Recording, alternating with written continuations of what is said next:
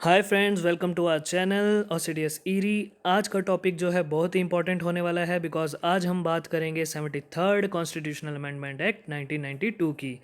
ये जो है पार्ट सेकंड है हमारी लेक्चर सीरीज़ का। अगर आपने पार्ट वन नहीं देखा है तो प्लीज़ जाके देखिए पहले, बिकॉज वो बहुत ही इंपॉर्टेंट है। उसमें हमने कमेटीज़ की बात की हैं जिन्होंने बेस प्रोवाइड किया है इस 73rd कॉन्स्टिट्यूशनल अमेंडमेंट एक्ट 1992 को। ठीक है, तो चलिए टाइम वेस्ट ना करते हुए शुरू करते हैं। प्लीज़ सब्सक्राइब करिए हमारे चैनल को और इस वीडियो को शेयर कीजिए अपने दोस्तों के साथ ताकि उनको भी बेनिफिट मिल सके।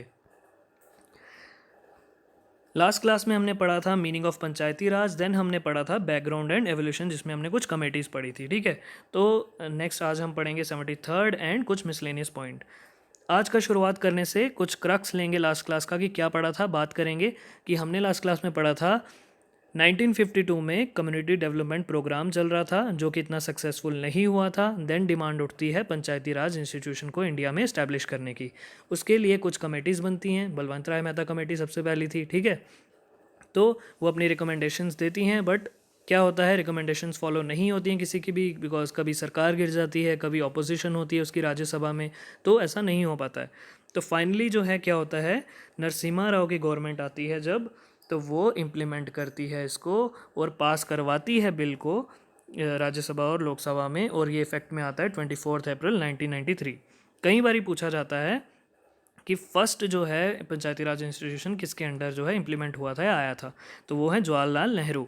और जो फाइनल 73rd का जो है एक्ट है वो आया है नरसिम्हा राव के अंडर। ठीक है, अब इस एक्ट के थ्रू हुआ क्या, देखो आपको पता है इस एक्ट के आने से पहले क्या हो रहा था। सारी स्टेट अपनी मन मर्जियाँ कर रही थी। कोई सेकंड टायर, जो कोई 2 टायर अडॉप्ट कर रहा है, कोई 3 टायर अडॉप्ट कर रहा है, कोई 4 टायर अडॉप्ट कर रहा है सिस्टम पंचायती राज का। ठीक है, अब इस एक्ट आने के बाद क्या होता है, स्टेट के लिए कंपलसरी हो जाता है सबको 3 टायर ही अडॉप्ट करना है, बिकॉज इसके फीचर में लिखा गया है, इसके एक्ट के फीचर में। ठीक है, 3 टायर अडॉप्ट करना ही करना है सबको, यानी कंपलसरी हो गया अब स्टेट्स के लिए 3 टायर करना है अडॉप्ट। नेक्स्ट जो पॉइंट है वो है, इस एक्ट ने क्या किया, एक 9th पार्ट जो है ऐड किया कॉन्स्टिट्यूशन में, जिसको टाइटल या नाम दिया गया द पंचायत्स। ठीक है, अब इस पार्ट में जो है कुछ आर्टिकल्स हैं, आर्टिकल 243 से लेके 243 ओ तक। ठीक है, इंपॉर्टेंट है ये याद रखना। और नेक्स्ट जो पॉइंट है वो है कि इस एक्ट ने क्या किया, एक शेड्यूल ऐड किया, शेड्यूल 11th कॉन्स्टिट्यूशन में, जिसमें कि 29 जो हैं फंक्शनल आइटम्स दी गई हैं जिन पे पंचायत जो है काम कर सकता है या कुछ बना सकता है कानून वगैरह।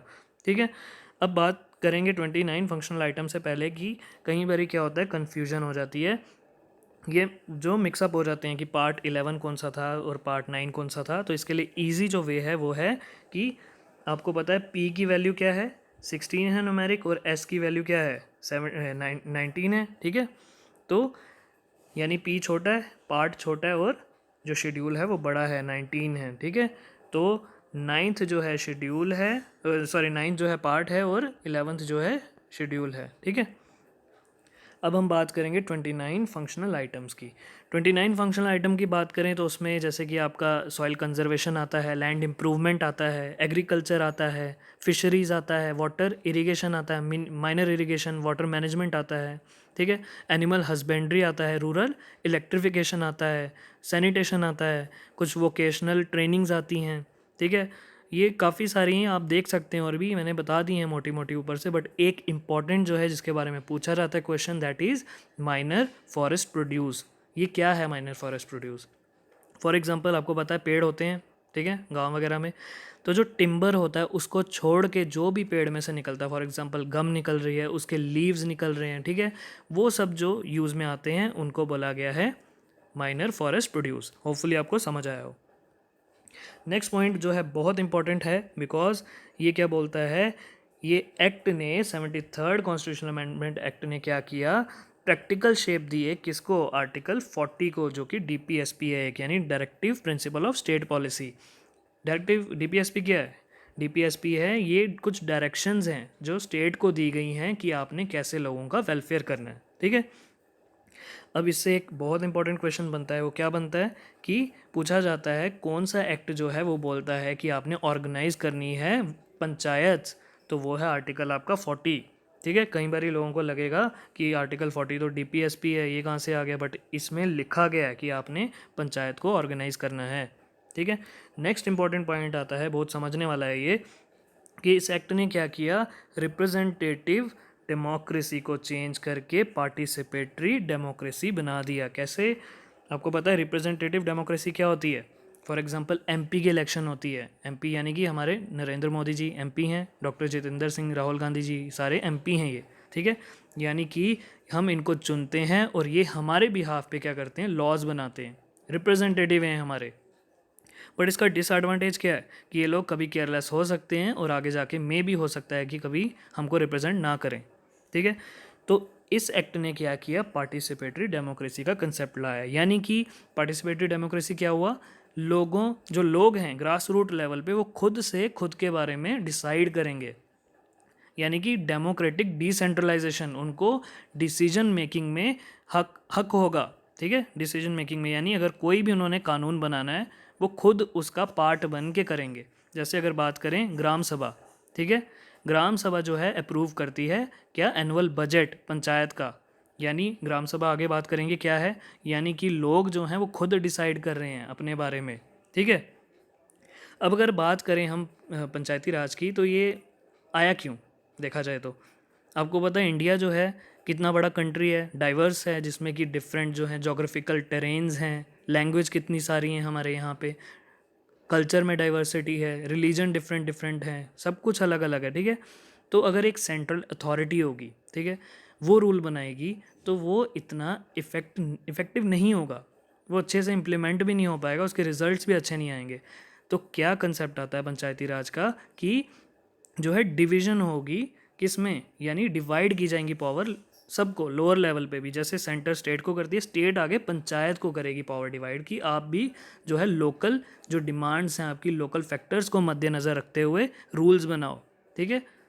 जो कि एक बहुत इफेक्टिव वे है काम करने का। नेक्स्ट बात करते हैं हम salient features of 73rd constitutional amendment act 1992 की। तो सबसे पहले बात करेंगे हम ग्राम सभा की। ठीक है। ग्राम सभा क्या है, ये एक्ट ने बोला है कि ये फाउंडेशन है पंचायती राज सिस्टम की।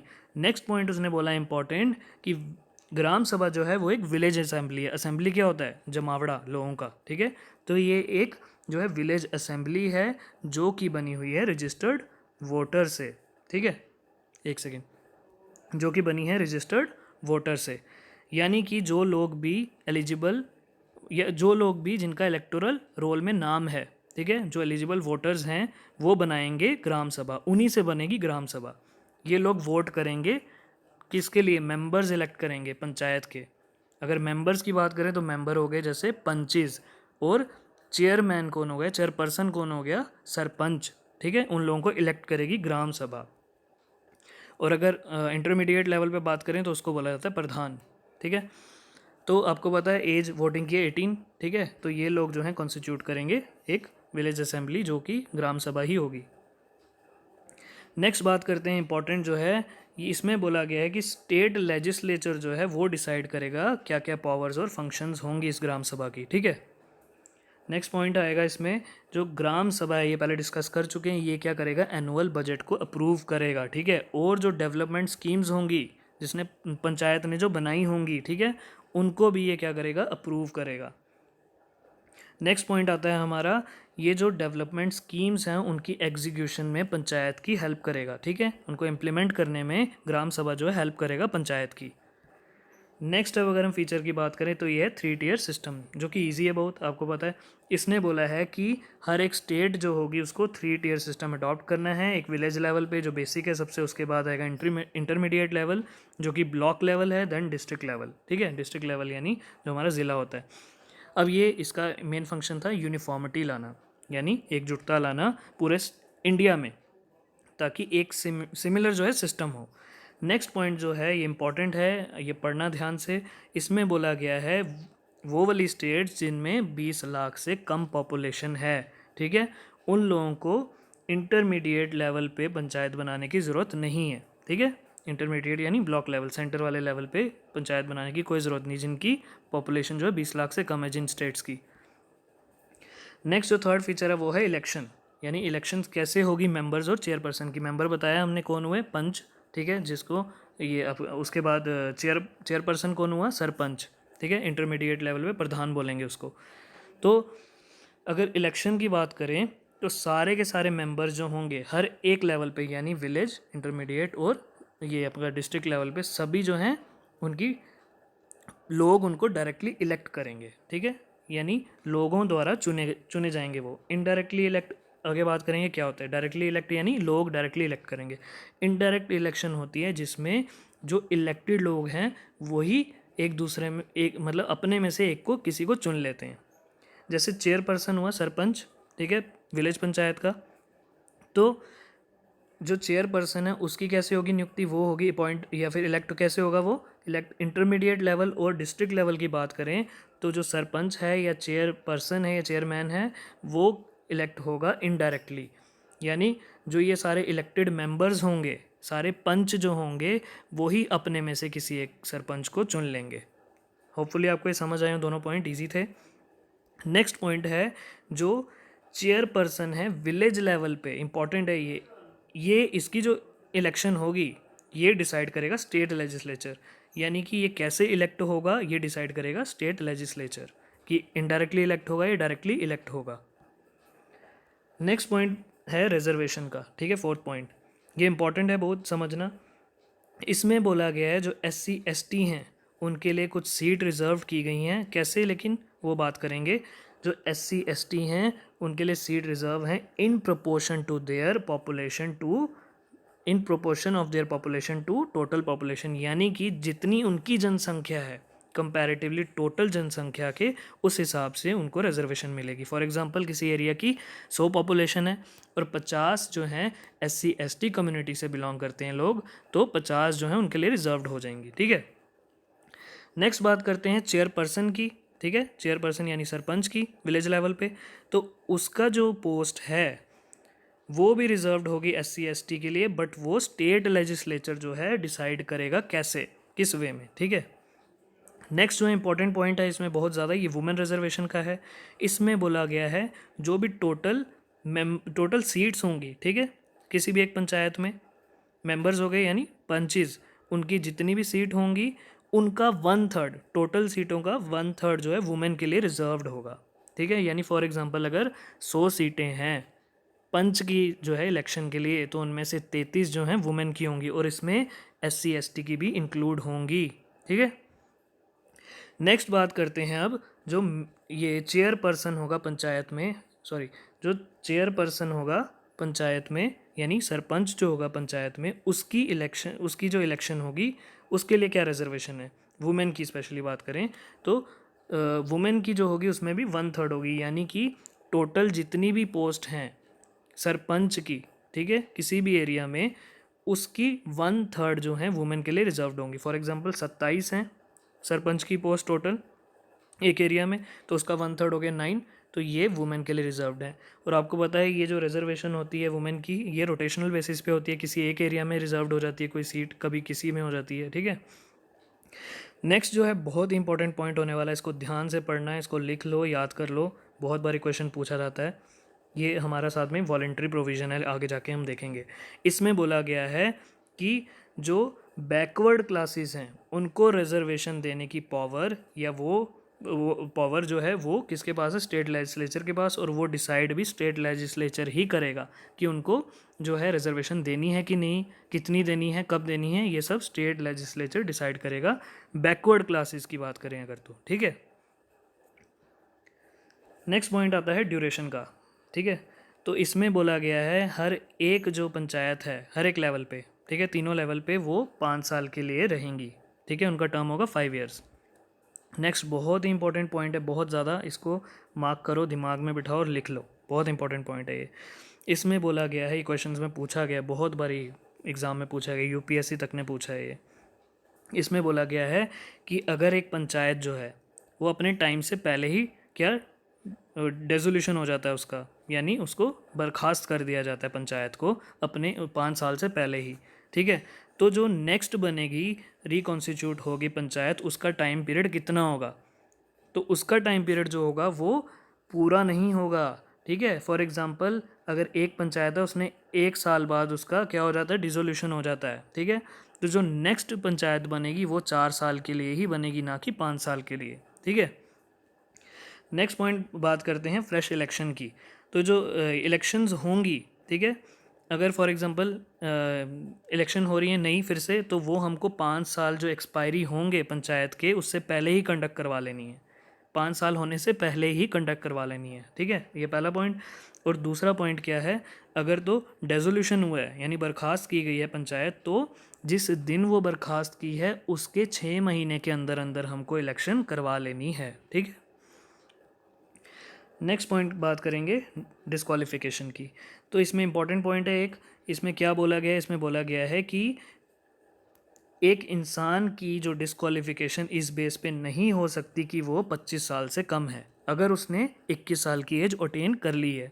अगर कोई इंसान 21 साल का है तो इस बेसिस पे उसको डिस्क्वालीफाई नहीं किया जा सकता कि वो 25 साल का है, इसलिए वो डिस्क्वालीफाइड है, ठीक है। नेक्स्ट पॉइंट जो है वो है स्टेट लेजिस्लेचर जो है वो डिसाइड करेगा, वो डिटरमाइन करेगा किस पे, क्वेश्चन ऑफ डिस्क्वालिफिकेशन, यानी डिस्क्वालिफिकेशन से रिलेटेड कोई भी क्वेश्चन होगा वो स्टेट लेजिस्लेचर जो है उसके बारे में स्टेट लेजिस्लेचर ही डिसाइड करेगा। और अगर डिस्क्वालिफिकेशन की बात करें तो डिस्क्वालिफिकेशन हो सकती है उसकी किसी भी मेंबर की किस बेसिस पे, अगर वो उसने कोई भी स्टेट लॉ के अंडर वो अगर डिस्क्वालीफाइड है, या फिर स्टेट लेजिस्लेचर के इलेक्शन के टाइम कोई लॉ बना है उसमें वो डिस्क्वालीफाइड है, तो वो यहाँ भी डिस्क्वालीफाइड माना जाएगा, ठीक है। नेक्स्ट जो है बात करते हैं स्टेट इलेक्शन कमीशन की, बहुत इंपॉर्टेंट टॉपिक है ये वाला पार्ट, ठीक है। स्टेट इलेक्शन कमीशन जो है ये कंडक्ट करवाएगी पंचायत के इलेक्शन हर एक लेवल पे। बहुत बारी पूछा जाता है ये कि पंचायत के इलेक्शन कौन कंडक्ट करवाता है, तो आंसर होगा state election commission. Next important point है कि स्टेट इलेक्शन कमीशन जो वो है उसमें स्टेट इलेक्शन कमिश्नर होता है, ठीक है, जिसको अपॉइंट करता है गवर्नर, ठीक है। ये इजी है पॉइंट। नेक्स्ट जो है बहुत इंपॉर्टेंट है, स्टार मार्क की हैं जो जो इंपॉर्टेंट पॉइंट है, इसको ध्यान से सुनना। जो स्टेट इलेक्शन कमिश्नर होता है उसको अपॉइंट तो गवर्नर करता है, बट उसको रिमूव नहीं कर सकता गवर्नर, ठीक है। ये क्वेश्चन बहुत बारी पूछा गया है बहुत एग्जाम्स में, ये याद रखना कि स्टेट इलेक्शन कमिश्नर को गवर्नर जो है रिमूव नहीं कर सकता। उसका रिमूवल होगा कैसे, जैसे एक हाई कोर्ट के जज का रिमूवल होता है। वो कैसे होता है हाई कोर्ट के जज का रिमूवल, अगर बात करें एक जो है मोशन ऑफ इम्पीचमेंट, इम्पीचमेंट क्या हुआ कि अपनी पोस्ट से निकालना, इस पर यूजुअली प्रेसिडेंट या जजेस का होता है, अपनी उनको पोस्ट से बर्खास्त करना, निकालना, ठीक है। तो एक इम्पीचमेंट मोशन जो है प्रेसिडेंट को एड्रेस किया जाएगा, ठीक है, जिसमें कि 100 मेंबर्स लोकसभा के और 50 मेंबर राज्यसभा के जो हैं साइन करके देंगे स्पीकर और चेयरमैन को, ठीक है। उसके बाद क्या होगा, इन्वेस्टिगेशन होगी जजेस की, ठीक है, जज ही करेंगे जो होंगे ये सुप्रीम कोर्ट के, हाई कोर्ट के जजेस कुछ, तो वो उसकी क्या करेंगे, इन्वेस्टिगेशन करेंगे। अगर उनको लगता है कि हाँ इन्होंने किया है ये गलत, तो क्या होगा, उसके बाद वो अपनी रिपोर्ट देंगे लोकसभा राज्यसभा को, और राज्यसभा और लोकसभा में क्या होगा, दोनों हाउसेज में स्पेशल मेजॉरिटी से वो मोशन जो है पास करना होगा। स्पेशल मेजॉरिटी क्या होती है, 2/3 of the total member present and voting, ठीक है। जब ये पास हो जाएगा उसके बाद प्रेसिडेंट का अप्रूवल मिलेगा तो वो जो है इलेक्शन कमिश्नर को निकाल पाएंगे स्टेट को, ठीक है, स्टेट के। वैसे ही सेम जज का भी होता है हाई कोर्ट के। और ये बहुत इंपॉर्टेंट पॉइंट है, पढ़ना है ये ध्यान से। नेक्स्ट जो है फाइनेंसिस, इसमें क्या बोला गया, जो स्टेट लेजिस्लेचर है वो ऑथोराइज कर सकता है किसी भी पंचायत को कि वो टैक्स कलेक्ट करे या टोल कलेक्ट करे या फिर ड्यूटीज़ फीस कुछ भी कलेक्ट करे, ठीक है। यानी कि उसको जो है अथॉरिटी दे दी है, उसके पास डिस्क्रिशन है, वो टैक्स जितना मर्जी लगा सकता है, जितना मर्जी इन द सेंस कि अगर लॉ के हिसाब से ही लगाएगा, बट उसके पास अथॉरिटी है, वो डिसाइड करेगा कितना लगेगा। और दूसरा पॉइंट है कि स्टेट लेजिस्लेचर जो है असाइन कर सकता है पंचायत को कि वो क्या करे, टैक्सेस ड्यूटीज़ वगैरह जो है कलेक्ट करे, जो कि स्टेट कलेक्ट करता है, यानी वो उसको काम दे देगा कि आप मेरे बिहाफ पे कलेक्ट करो। नेक्स्ट जो पॉइंट है, क्या करेगा, स्टेट लेजिस्लेचर जो है ग्रांट इन एड देगा पंचायत को from consolidated fund of state से।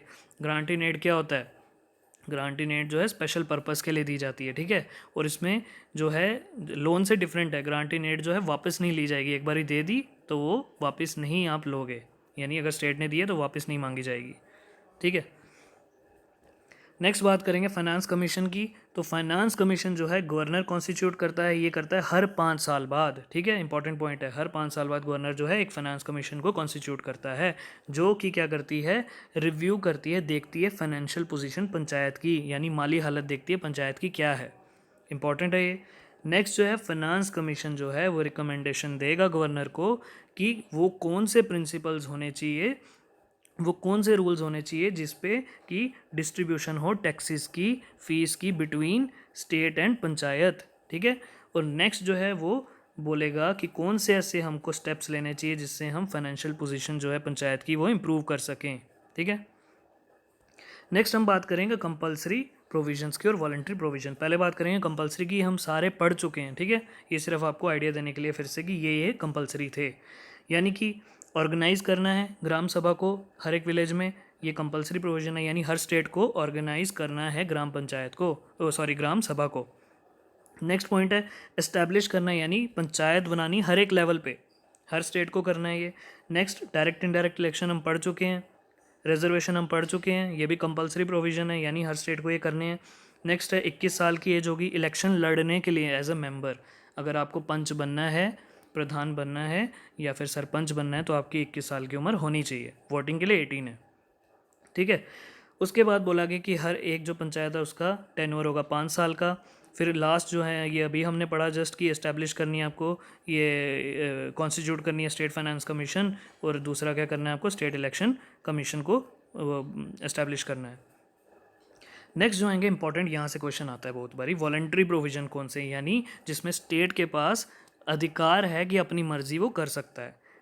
पहला पॉइंट इसमें ये है कि रिप्रेजेंटेशन वो दे सकता है किसको, एमपी को या फिर एमएलएज या एमएलसीज को, दोनों हाउस के जो होते हैं मेंबर ऑफ पार्लियामेंट, दोनों हाउस के, उनको रिप्रेजेंटेशन दे सकता है कहाँ पे, पंचायत में जो कि उनके कॉन्स्टिट्यूएंसी में आती है। For example doctor Jitendra Singh है, ठीक है, उनकी कॉन्स्टिट्यूएंसी उधमपुर है, ठीक है, वहाँ पे जो आएंगी पंचायत उनको रिप्रेजेंटेशन दे सकता है कौन, स्टेट लेजिस्लेचर। नेक्स्ट है क्या, जो रिजर्वेशन ऑफ बैकवर्ड क्लासेस, ये भी हम पॉइंट पढ़ चुके हैं पहले, यानी रिजर्वेशन ऑफ बैकवर्ड क्लासेस जो है ये स्टेट डिसाइड करेगा, उसकी डिस्क्रिशन है कब देनी है, किसको देनी है, ठीक है। नेक्स्ट पॉइंट भी हम सारे पढ़ चुके हैं, फिर भी एक बारी फिर से पढ़ रहे हैं, ठीक है। क्या है, granting financial power to panchayat, ये कैसे पढ़े हमने, ये पढ़ा हमने कि उनको जो टैक्सेस जो है कलेक्ट करने की इजाज़त दे सकती है स्टेट लेजिस्लेचर। दूसरा पॉइंट, उनको पावर और अथॉरिटी दे सकती है ताकि वो ऑटोनमस बने, खुद से डिसीजन ले पाएँ। नेक्स्ट पॉइंट क्या है, उनको पावर और रिस्पॉन्सिबिलिटी दे सकती है स्टेट लेजिस्लेचर ताकि वो प्लान बना सकें इकोनॉमिक डेवलपमेंट और सोशल जस्टिस पे, ठीक है। अब ये हम कुछ मिसलेनियस पॉइंट पढ़ेंगे, बहुत इंपॉर्टेंट है ये, इससे क्वेश्चन आता ही आता है हर बारी। इसमें क्या है, क्वेश्चन पूछा जाता है कि क्या जो कोर्ट्स हैं वो इंटरफेयर कर सकती हैं इलेक्टोरल मैटर्स में पंचायत के, तो आंसर होगा नहीं, ठीक है। ये एक्ट बोलता है कि कोर्ट जो है इंटरफेयर नहीं कर सकती किसमें, पंचायत के इलेक्टोरल मैटर्स में, यानी इलेक्शन से जो भी रिलेटेड मैटर्स होंगे उसमें कोर्ट जो है इंटरफेयर नहीं कर सकती, पहला पॉइंट।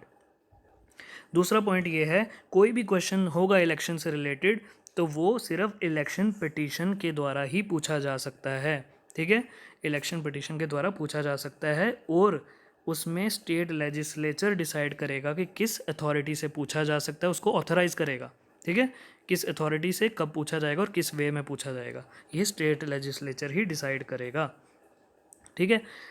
तो नेक्स्ट पॉइंट अगर हम देखें उसके बाद है कि स्टेट लेजिस्लेचर में make provision with respect to maintenance of account and accounts by panchayat and audit of such accounts, यानी कि स्टेट लेजिस्लेचर जो है वो डिसाइड करेगा क्या, कि अकाउंट्स जो है मेंटेन हो पंचायत के और उनका ऑडिट हो।